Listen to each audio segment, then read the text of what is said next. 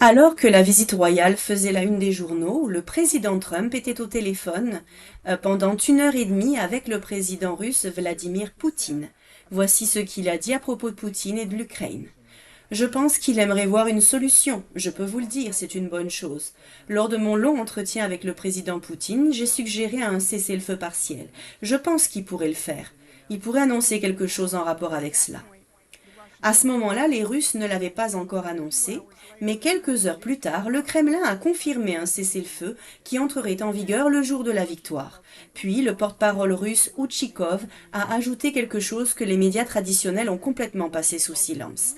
Il a déclaré que Poutine et Donald Trump avaient tous deux formulé des évaluations globalement similaires du comportement du régime de Kiev, dirigé par Zelensky, qui poursuit une politique de prolongation du conflit encouragé et soutenu par ses alliés européens.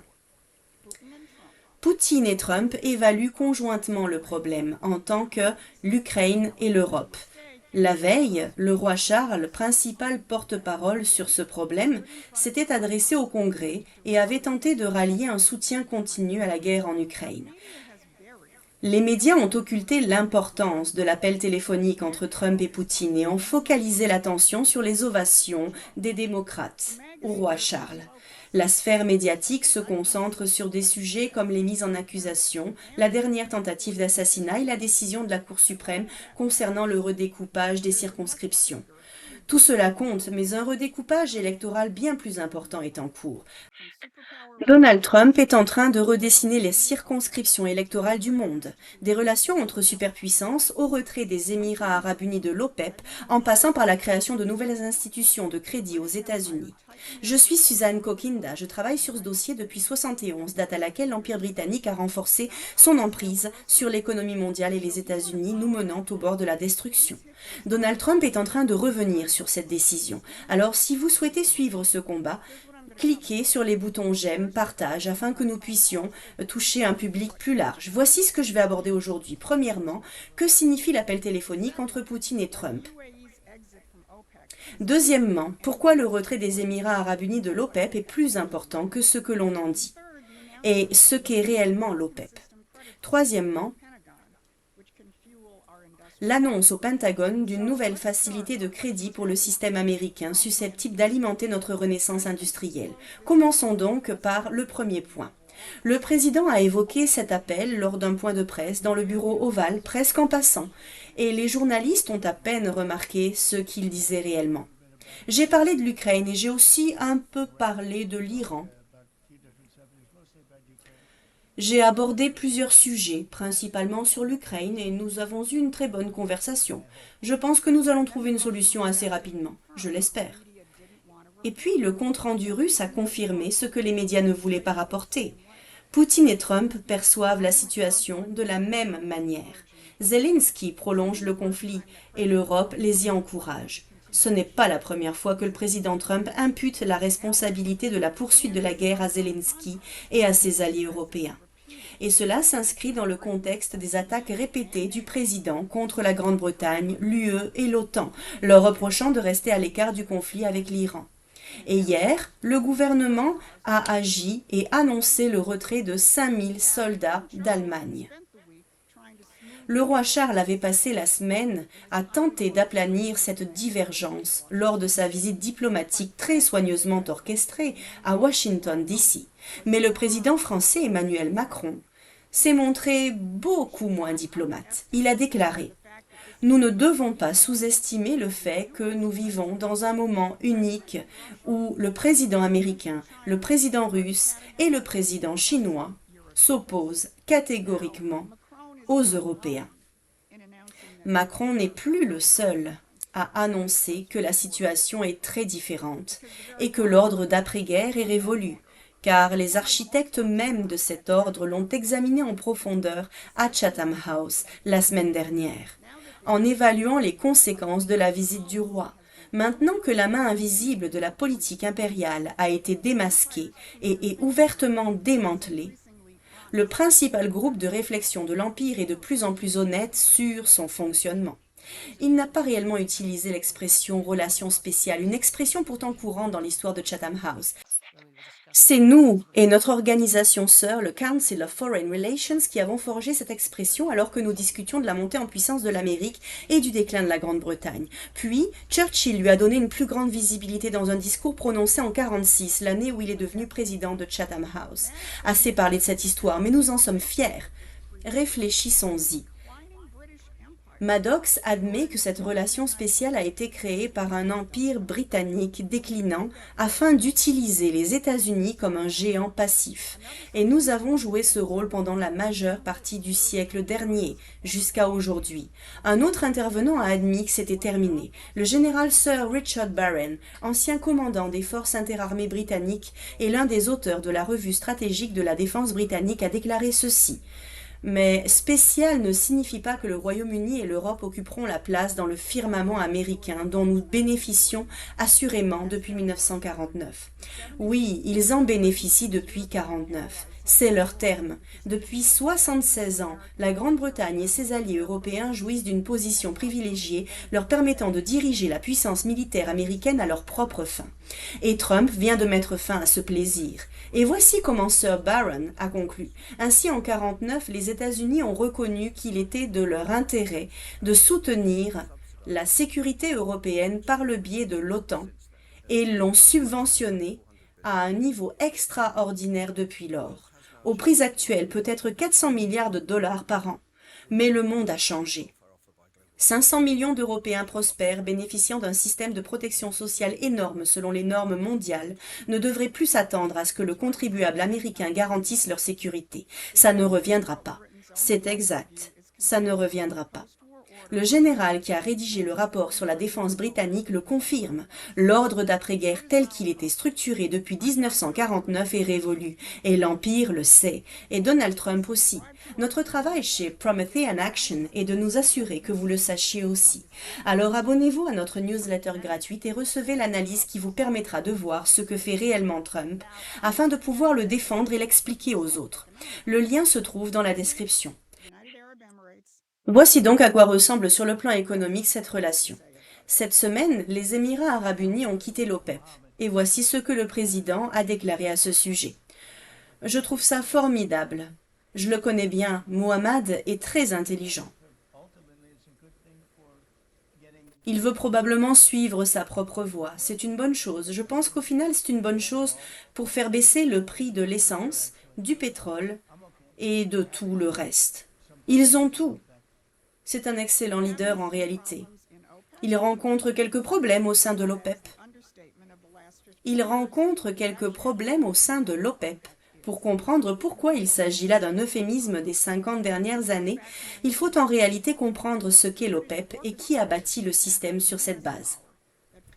Car cela remonte à 1971 lorsque les Britanniques ont orchestré l'attaque contre le dollar américain qui a forcé Nixon à mettre fin au système de Bretton Woods, à abandonner l'étalon or et à laisser le dollar circuler librement.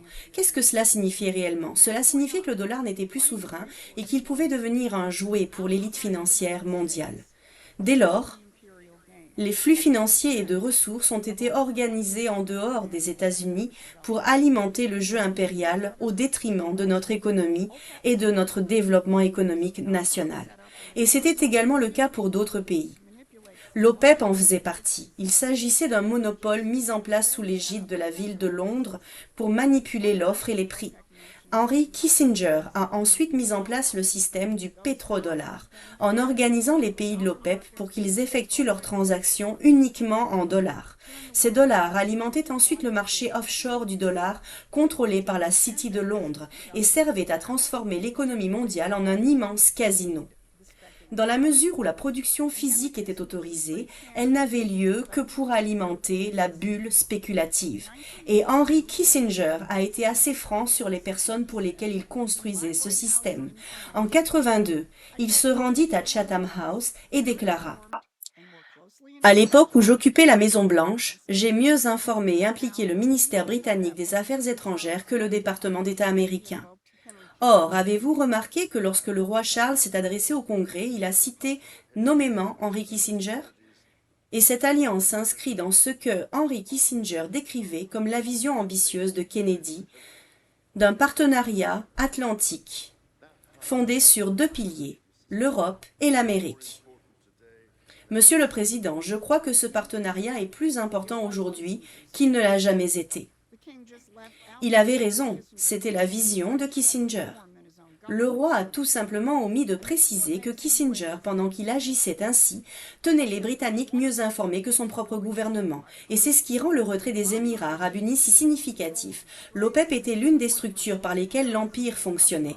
Le régime iranien, avec son contrôle des détroits et son soutien au terrorisme islamique, constituait un autre volet de ce modèle économique. L'ensemble du dispositif reposait sur l'instabilité du Golfe comme mécanisme de mise en œuvre. L'Iran et le détroit d'Ormuz étaient le bouton marche-arrêt de l'Empire. Et chaque crise artificielle faisait grimper les prix du pétrole, maintenait le flux des pétrodollars et maintenait Londres au centre de l'action. Trump nous prive de ces leviers. Cette menace étant écartée, les Émirats arabes unis se retirent du cartel mis en place pour gérer les plafonds de production et les prix du pétrole. Voici maintenant un autre élément du redécoupage électoral mondial opéré par Trump, le conflit sans fin entre Israël et ses voisins.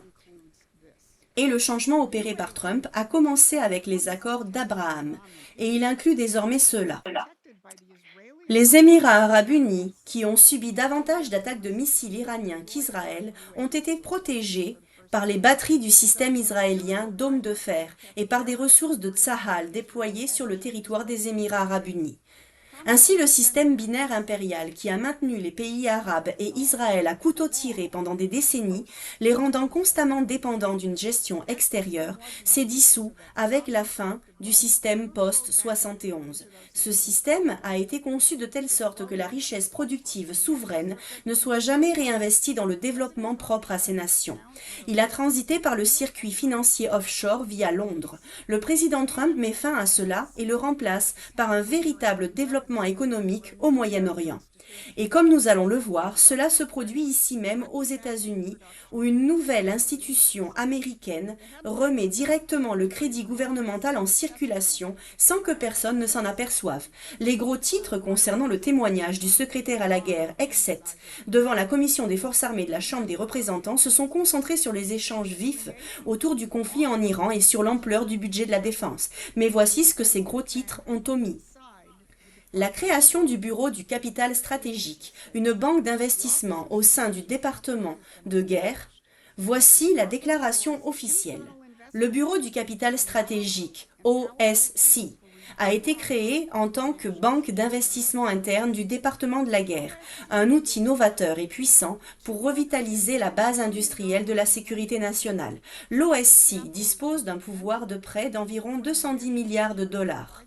Ce capital joue un rôle essentiel dans le soutien de la chaîne d'approvisionnement en matière de sécurité nationale, en fournissant les ressources financières nécessaires aux entreprises pour accroître leur production, investir dans la recherche et le développement et moderniser leurs installations. Cette intervention financière directe contribue à réduire les risques liés aux investissements dans le secteur de la défense et garantit que les industries essentielles disposent des capitaux nécessaires à leur développement.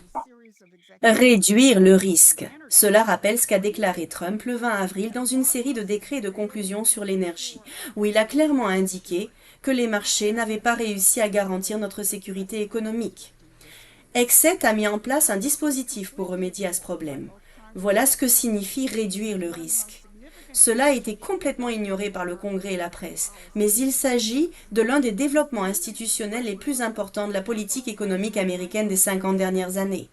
Depuis la fin de Bretton Woods, les capitaux ont été détournés par les spéculateurs et l'économie réelle ainsi que notre sécurité nationale en ont payé le prix. Le Bureau du capital stratégique gère cette question. Il ne va pas attendre que Wall Street décide si une usine de munitions ou une usine de traitement de terres rares générera un rendement trimestriel. Il identifie les besoins de l'Amérique, les finance directement et utilise ces fonds pour attirer des capitaux privés. Il s'agit du système américain d'Hamilton. Voilà ce dont Roosevelt s'est servi pour bâtir l'arsenal de la démocratie. Voilà ce que le système financier impérial britannique s'efforce depuis 80 ans d'empêcher l'Amérique de produire. Et cela se produit simultanément à un cessez-le-feu en Ukraine et à l'effondrement de l'OPEP. Ces institutions sont créées pour reconstruire notre indépendance énergétique et économique. Le roi Charles s'est donc rendu à Washington la semaine dernière pour tenter de convaincre les États-Unis de réintégrer le système. Le président Trump a souri et a porté un toast. Et dans le même temps, il remodèle le paysage stratégique et économique mondial. C'est ce à quoi vous assistez cette semaine. C'est à l'accélération du démantèlement de ce système, un appel au cessez-le-feu qui aligne Washington et Moscou contre la machine de guerre de l'Empire, un retrait des Émirats arabes unis qui fait voler en éclats le piège du dollar pétrolier de Kissinger, une nouvelle banque d'investissement américaine, de crédit public dans l'industrie productive. Donald Trump est en train de redessiner les contours du monde et cette fois, ce sont les États-Unis qui tracent les lignes. Promethean Action construit le mouvement capable de défendre et de promouvoir l'action du président Trump, car l'Empire ne se laissera pas faire sans résistance. Alors rejoignez-nous en tant que membre de soutien ou contributeur, car c'est assurément l'année où il faut s'engager dans ce combat. Voici votre récapitulatif du samedi. Merci d'avoir regardé. Quant à ma chaîne La Décrypteuse Libre, si vous voulez soutenir mon travail, merci d'aimer, de commenter et de partager pour me donner une plus grande visibilité. À très bientôt.